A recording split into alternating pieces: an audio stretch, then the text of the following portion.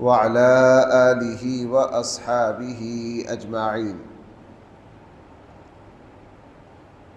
أما بعد فأعوذ بالله من الشيطان الرجيم. بسم الله الرحمن الرحيم. أولم يسيروا في الأرض فينظروا كيف كان عاقبة الذين كانوا من قبلهم كانوا هم أشد منهم قوة وآثارا في الأرض فأخذهم الله بذنوبهم وما كان لهم من الله من واق. ذلك بأنهم كانت تأتيهم رسلهم بالبينات فكفروا فأخذهم الله إنه قوي شديد العقاب. صدق الله مولانا العظيم. اس پورے رکوع میں قرآن کریم نے جس بات کی طرف توجہ دلائی ہے، یہ بات قرآن کریم میں جگہ جگہ بار بار بیان کی گئی ہے. رسول اکرم صلی اللہ علیہ وسلم کے زمانے کے کفار کو بطور خاص اور ہر زمانے کے لوگوں کو بطور عام یہ بات سمجھائی گئی ہے کہ تم زمین میں چلو پھرو، شرط یہ ہے کہ تمہارے پلے عبرت کی نگاہ ہو. زمین میں چلو پھرو، شرط یہ ہے کہ تمہارے پلے کیا ہو؟ عبرت کی نگاہ ہو. تمہارے پاس کچھ نہ کچھ بصیرت ہو، تم دل و دماغ کی آنکھ سے تھوڑا سا دیکھو. بطور خاص مشرکین مکہ جو کمر باندھ کر نبی کریم صلی اللہ علیہ وسلم کی مخالفت پر کھڑے ہو گئے، قرآن کریم نے فرمایا تم شام جاتے ہو، قوم سمود کی بستیوں کے پاس سے گزرتے ہو. قوم سمود اور قوم عاد، تمہارا یمن کا سفر ہوتا ہے، شام کا سفر ہوتا ہے. تم ان دونوں قوموں کو اور اللہ تعالیٰ کی طرف سے ان پر جو پکڑ آئی اس کو دیکھتے ہو. قوم لوط کی بستیوں کے پاس سے گزرتے ہو. تم سے پہلے لوگ طاقت میں، قوت میں تم سے بہت بڑھ کر تھے، یہاں تک کہ آج ان کی زمین پر نشانیاں، آثار اس وقت بھی وہ دنیا کے عجائب میں شامل ہیں اور دنیا کے آثار میں ان کو شمار کیا گیا ہے. اگر بندہ عبرت کی نگاہ سے زمین پر چلے پھرے تو آپ دیکھ لیجئے زمین پر پرانے سے پرانے قلعے، کھنڈرات، شاہی محلہ، دنیا کے عجائب گھروں میں جاؤ، بادشاہوں کے کیسے کیسے لباس، تاج، تلواریں، اسلحہ، ان کی عیاشی کا کون کون سا سامان.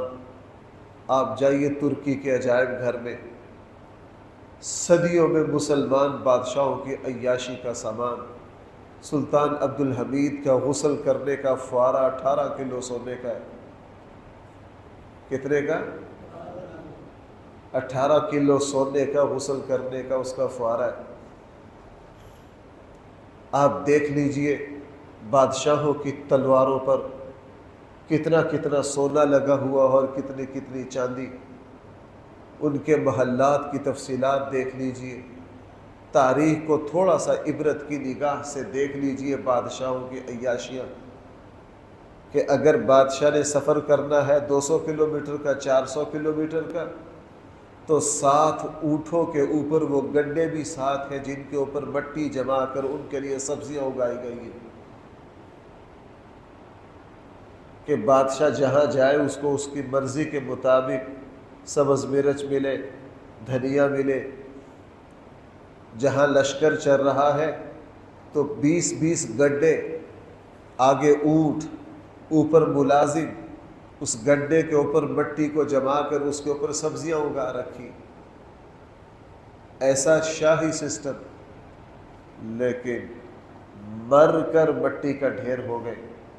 آج ان کی قبروں کے نام و نشان نہیں، آج ان کی قبروں کے نام و نشان نہیں ہے۔ قرآن کریم جہاں یہ آیات آتی ہے نا، قرآن عجیب تاریخ رکھتا ہو، کہا لوگوں دیکھو تو صحیح، دنیا میں ایسے ایسے بادشاہ، کافی عرصہ پہلے میں ایک تاریخی کتاب دیکھ رہا تھا، یہ خراسان کے علاقے میں ایک بادشاہ کو اپنا علاقہ چھوڑ کر بھاگنا پڑا دوسرے بادشاہ کے حملے کی وجہ سے۔ جس وقت کچن کا سامان منتقل کرنے کی باری آئی تو شاہی باورچی کو بلایا کہ تمہیں کتنے اونٹ چاہیے؟ اس نے کہا 200 اونٹ چاہیے۔ کتنے؟ اگر آج کے بادشاہوں کے ان کے کچن کی تفصیلات ہمارے سامنے آئے تو ہم پرانوں کو بھول جائیں، ہم پرانوں کو بھول جائیں۔ یہ تو آج کل کے طبقاتی فرق بہت آ گیا نا، عام بندہ کی رسائی نہیں ان لوگوں تک۔ ابھی کوئی 3-4 سال پہلے ایک وزیر سیالکوٹ کے کسی اس میں افتتاح میں آئے تھے، تو اس وقت اخبارات میں چھپا تھا ایک وقت کا کھانا 3 لاکھ کا۔ ایک وقت کا کھانا کتنے کا؟ یہ بڑے بڑے بادشاہ پورے وفود کے ساتھ دورے پر آتے، ایک ایک وقت کا کھانا 50-50 لاکھ کا، کروڑ کروڑ کا، 1.5 کروڑ کا ایک وقت کا کھانا۔ آپ کبھی ایوان صدر کے 1 سال کے اخراجات، وزیر اعظم ہاؤس کے، وزیر اعلیٰ ہاؤس کے 1 سال کے اخراجات پڑھ کر دیکھو، اندازہ ہو جائے گا۔ لیکن مرتے ہیں ہم 47 سے لے کے اب تک پاکستان کے جتنے صدور اور وزیر اعظم آئے ہیں ان کی قبریں نہیں پوری کر سکتے کہ کدھر کدھر ہے۔ ان کی قبروں کو ہم عدد کے اعتبار سے پورا کدھر ہے، کون جاننے والا؟ اللہ نے ہر چیز کو مٹا کے رکھ دیا، بقا صرف اور صرف اللہ کے لیے ہے۔ وَيَبْقَى وَجْهُ رَبِّكَ ذُو الْجَلَالِ وَالْإِكْرَامِ۔ اس رکوع میں قوم ثمود، قوم عاد، فرعون، حامان، قارون، اللہ تعالیٰ نے فرمایا کہ دیکھو آج ان کو کوئی جاننے والا نہیں۔ اس لیے یہ بہت، جہاں بھی قرآن کریم، یہ جو رکوع ہے یہ سارا کا سارا قرآن کریم میں کئی جگہ گزرا ہوا ہے۔ پچھلے باتوں کا قرآن کریم نے اس رکوع میں خلاصہ بیان کیا، کوئی نئی بات نہیں فرمائی، کوئی نئی بات نہیں فرمائی۔ ذرا دیکھیے قرآن کیا کہہ رہا، اولم یسیروا، کیا لوگ چلتے پھرتے نہیں ہیں زمین میں؟ اولم یسیروا، کیا لوگ چلتے پھرتے نہیں ہیں زمین میں؟ فینظروا، کہ دیکھیں، کیف کان عاقبۃ الذین کانوا من قبلہم، کہ کیسا انجام ہوا، کس طرح انجام ہوا ان لوگوں کا جو ان سے پہلے تھے، جو ان سے پہلے تھے، کیا انجام ہوا ان کا۔ آج وہ کدھر ہے؟ آج وہ کدھر ہے؟ کسی جگہ میں نے ایک اشتہار پر چھوٹا سا جملہ پڑھا تھا کہ وہ انسان جو کہتا ہے سارا شہر میرے بغیر چل ہی نہیں سکتا، 50 سال کے بعد اس شہر میں اس کو جاننے والا کوئی نہیں ہوتا۔ 50 سال کے بعد اس شہر میں اس کو کسی کو پتہ ہی نہیں ہوتا کہ فلاں سرکار بھی اس شہر میں رہتے تھے، کوئی جانتے ہی نہیں۔ فرمایا کانوا ہم اشد منہم قوہ، وہ جو پہلے لوگ تھے نا وہ ان سے زیادہ طاقتور تھے۔ قرآن کریم نے دوسری جگہ فرمایا ان کا حلقہ احباب، ان کی شہرت، ان کی یار دوستوں کی ٹیمیں ان سے زیادہ تھی۔ وآثارا فی الارض، اور ان لوگوں کی نشانیاں زمین میں۔ ہمارے علاقے میں تو یہ چیز اتنی نہیں ہے، آپ ذرا نا مصر کی تھوڑی سی تفصیل دیکھیے، مصر کی تھوڑی سی تفصیل دیکھیے۔ اللہ باپ فرمائے بندہ کانپ جاتا ہے۔ مجھے چند دن پہلے ایک دوست نے ایک تقریباً کوئی 20 منٹ کا ایک کلپ بھیجا، کہا مفتی صاحب ذرا اس کو غور سے دیکھو۔ اب مصر میں کیا ہوتا تھا، ایک بادشاہ مرا ہے، تابوت میں اس کو پیک کر کے، اس کا تابوت کس لکڑی کا بناتے تھے، ایسی لکڑی قیامت تک جس کو مٹی نہیں کھا سکتی، اس کے اندر کتنا سونا، اس کے تاج، اور اس کو کون کون سے سونے کے کنگن، اس کے سونے کے برتن اس کے ساتھ دفن کر دیا جاتا۔ اب وہ کھدائی کرتے کرتے کرتے نیچے سے مقبرہ نکلا، وہ قبر کھولی، وہ ہڈیوں کا ڈھانچہ، اور کس معیار کے موتیوں کے ہار اس نے پہنے ہوئے۔ لیکن بھائی یہ ساری چیزیں انسان کو گلنے سڑنے سے بچا سکے؟ وہ سمجھ نہ سکے جو چیز کام آنی ہے وہ کیا تھی، وہ تو تھا ایمان، وہ تھا نیک عمل۔ یہ سونا چاندی نے کیا کام آنا تھا، یہ سونا چاندی نے کیا کام آنا تھا۔ چلو آخرت کو ہٹ کے بھی اللہ نے دنیا کو 10 واقعات دکھائے کہ اللہ تعالیٰ نے ایمان والوں کی انہی کی جسموں کو بھی اللہ جل جلالہ نے پوری شان کے ساتھ محفوظ رکھا، پوری شان کے ساتھ محفوظ رکھا۔ ملتان کے علاقے میں بہت بڑے عالم دین ہوئے، بہت اللہ والے ہوئے، قرآن کریم پر ان کی تفسیر ہے۔ تو آج سے کوئی سن 2000 کے لگ بھگ جب میں وہاں پڑھتا تھا تو مدرسے کے ساتھ ہی وہ دفن ہے، ادارہ انہوں نے بنایا، بڑی دینی خدمات ہے، بہت اللہ والے تھے، اس علاقے میں بڑا فیض ہے ان کا۔ وہ کہیں 70 72 یہاں کہیں فوت ہوئے، بارش آئی، طوفان آیا، دیوار گر گئی، جس کے ساتھ قبر تھی وہ دیوار گری، قبر بھی ننگی ہو گئی، قبر بھی کیا ہو گئی، ننگی ہو گئی۔ اور اس جہاں ہم پڑھتے تھے وہاں کے جو بڑے اساتذہ تھے وہ ان کے شاگرد تھے آگے۔ تو صبح کو سارے اساتذہ اکٹھے ہوئے کہ استادوں کی قبر کھل گئی ہے 30 سال کے بعد۔ بھائی کتنے عرصے کے بعد؟ 30 سال کے بعد۔ حیرت ہوئی سب کو کہ میت 100% صحیح، میں 99% نہیں کہہ رہا، کتنے؟ 100% صحیح۔ جلدی جلدی ہمارے استاد کفن لائے گھروں سے، دوبارہ ان کی میت کو نکالا، چارپائی پہ رکھا 30 سالوں کے بعد۔ اس طرح کے ایک واقعہ نہیں، نہ ماننے والوں نے تو رسول اللہ صلی اللہ علیہ وسلم کے بارے میں کہہ دیا۔ جب عام امتیوں کی رسول اللہ صلی اللہ علیہ وسلم کے نوکروں کے جسموں کو اللہ نے محفوظ رکھا ہے، آقا کریم صلی اللہ علیہ وسلم کی تو شان بہت اونچی ہے، آقا کریم کی تو شان کیا ہے، بہت اونچی ہے۔ بہرحال قرآن کہہ رہا وَآثَارًا فِي الْأَرْضِ، زمین میں ان کی نشانیوں کو دیکھ لو، عجائب گھروں میں جاؤ، قلعوں میں جاؤ۔ فَأَخَذَهُمُ اللَّهُ بِذُنُوبِهِمْ، پھر اللہ تعالیٰ نے کافروں کو پکڑ لیا ان کے گناہوں کی وجہ سے۔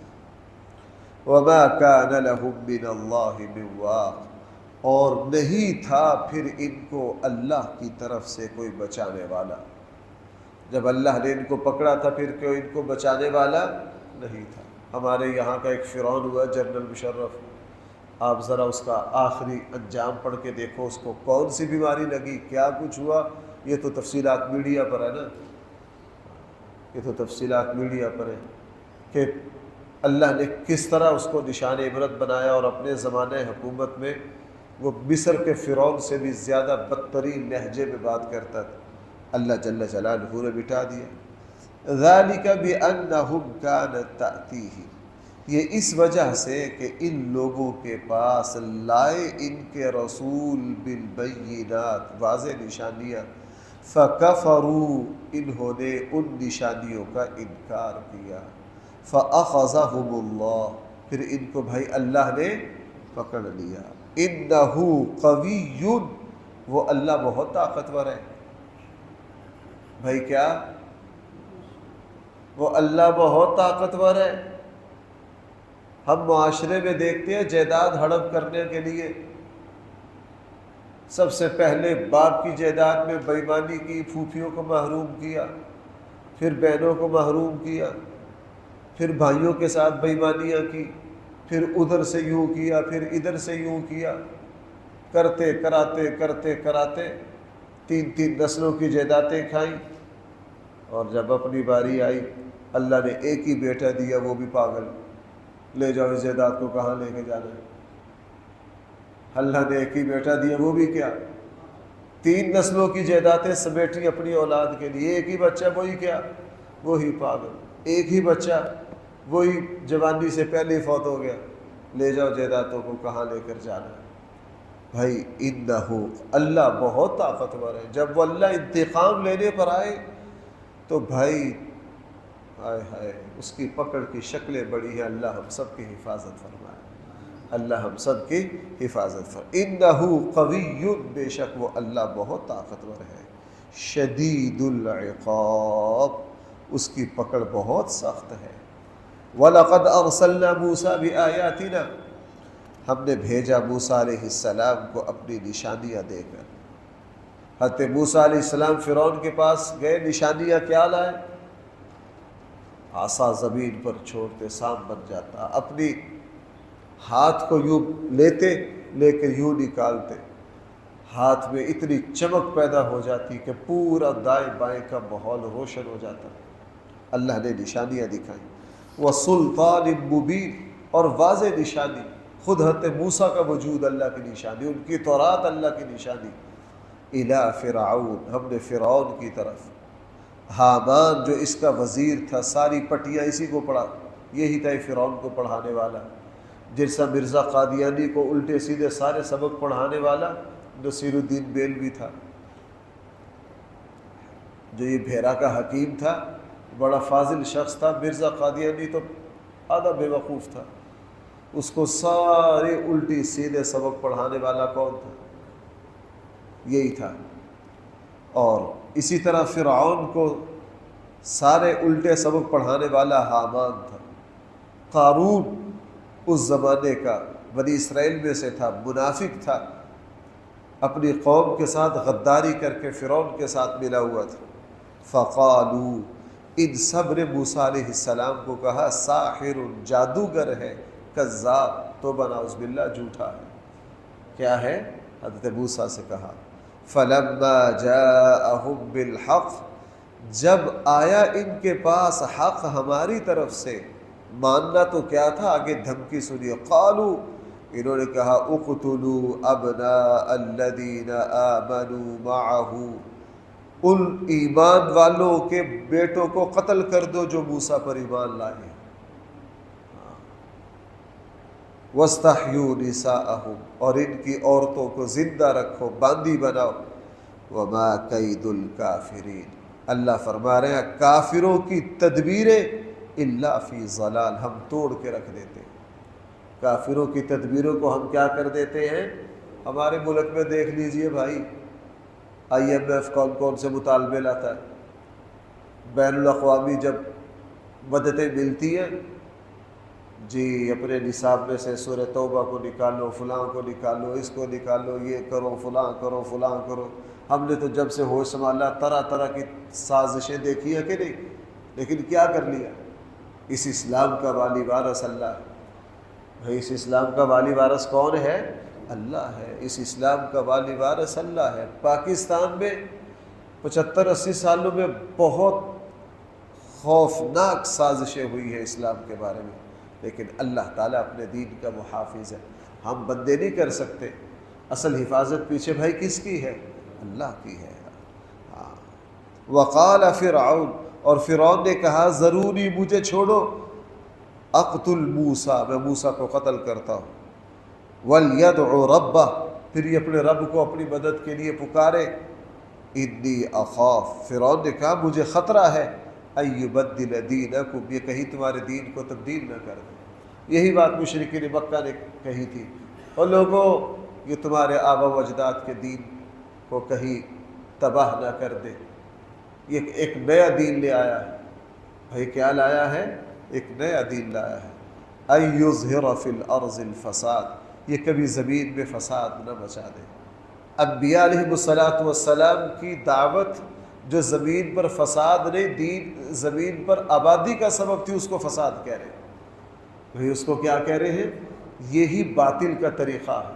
ہمارے ملک میں جب کسی کی گچی مروڑنی ہو، کہہ دیتے ہیں کہ یہ ملک کا غدار ہے، اس سے جمہوریت کو خطرہ ہے، اس سے ملک کو خطرہ ہے۔ یہ نعرے ہوتے ہیں اپنے دشمنوں اور مخالفوں کے بازو مروڑنے کے لیے۔ یہ آج سے نہیں، صدیوں سے چلے آ رہے ہیں۔ نبیوں کو کہا گیا یہ فساد فی الارض کا سبب ہے۔ یہ کس کا سبب ہے؟ فساد فی الارض کا سبب ہے، حالانکہ نبیوں کی برکتوں سے ہی اللہ کی زمین آباد ہوتی ہے۔ وقال موسیٰ، اس دھمکی کے جواب میں اللہ نے کیا، حضرت موسیٰ نے کیا کہا؟ انی عذت بربی وربکم، میں پناہ میں آتا ہوں اپنے اور تیرے رب کی۔ بھائیو میری بات سنو، اتنا بڑا خطرے کے جواب میں حضرت موسیٰ کیا کہہ رہے ہیں؟ میں کس کی پناہ میں آتا ہوں؟ ہاں، یہی سب سے بڑی طاقت ہے۔ فرعون نے جب دعوت دی تو حضرت موسیٰ نے یہ نہیں کہا ہم دیکھ لیں گے ہم بھی فلاں، نہ، میں سب سے پہلے کس کی پناہ میں آتا ہوں؟ اپنے اور تمہارے رب۔ من کل متکبر، ہر ایسے متکبر سے، لا یؤمن بیوم الحساب، جو قیامت کے دن کو نہیں مانتا، ہر ایسے بے لگام ظالم و جابر سے اے اللہ میں کس کی پناہ میں آتا ہوں؟ اور حدیث مبارکہ میں آتا ہے رسول اللہ صلی اللہ علیہ وسلم کو جب کوئی خطرہ محسوس کرتے فرماتے اللہم انا نجعلک فی نحورہم ونعوذ بک من شرورہم، حضور یہ دعا مانگتے۔ اور آج بھی بھائی لوگ ہمیں فون کرتے ہیں مفتی صاحب مجھے فلاں کی طرف سے حسد کا خطرہ ہے، بری نگاہ کا خطرہ ہے۔ بھائی جہاں خطرہ محسوس کرو رسول اللہ صلی اللہ علیہ وسلم کی دعا پڑھ لو، اللہم انا نجعلک فی نحورہم ونعوذ بک من شرورہم۔ انشاءاللہ کسی کی بری نگاہ، کسی کی شرارت اور خباثت آپ کے خلاف نہیں چل سکے گی۔ یہ حفاظت کا مضبوط قلعہ ہے۔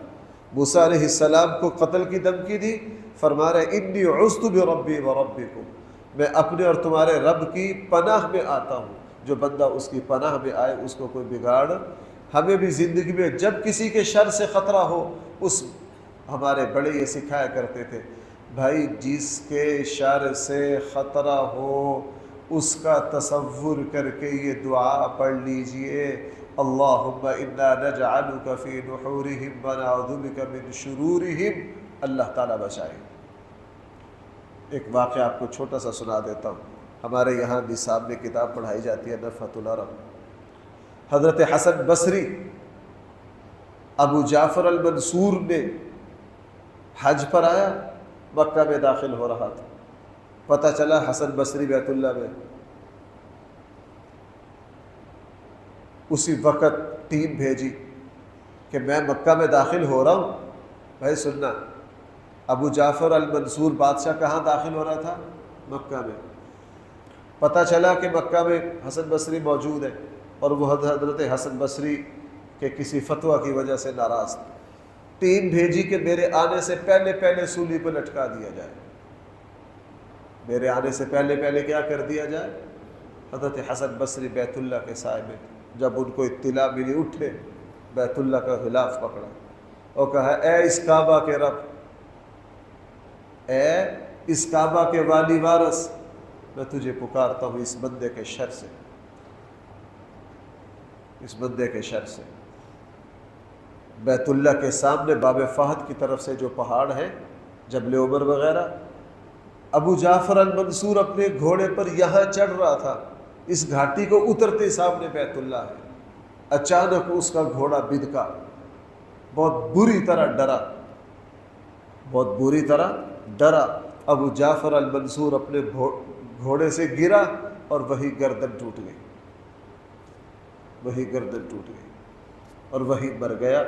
اعلان تو 2 منٹوں میں ہونا تھا کہ ہم نے حسن بصری کو سولی چڑھا دیا، انہی 2 منٹوں کے بعد اعلان ہو گیا کہ ابو جعفر منصور کا جنازہ تیار۔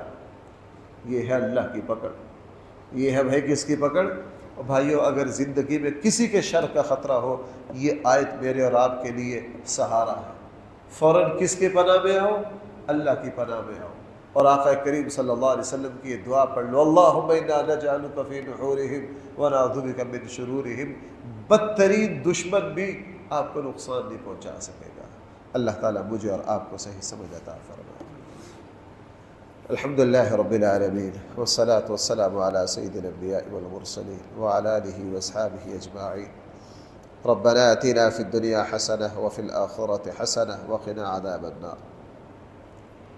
صلی اللہ تعالی علی خیر خلقہ سیدنا و مولانا محمد وآلہ واصحابہ اجمعین برحمتک یا ارحم